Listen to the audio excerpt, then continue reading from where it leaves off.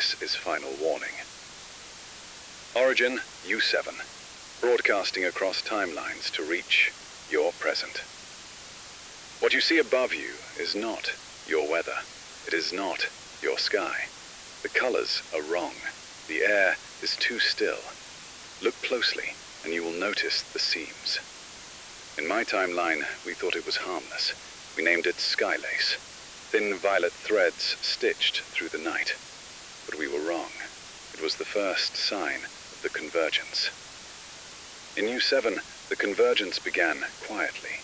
Time slipped first. Clocks began to show numbers that didn't exist. Hours spilled over. Days repeated themselves. Some people noticed. Most did not. We are now sending this warning to you on what we call Day 4. In my timeline, Day 8 was the last day we saw the horizon. Listen carefully. Do not chase the lights. Do not film the vertical beam if it forms. When the long tone returns, go inside. Seal your windows. Cover every mirror.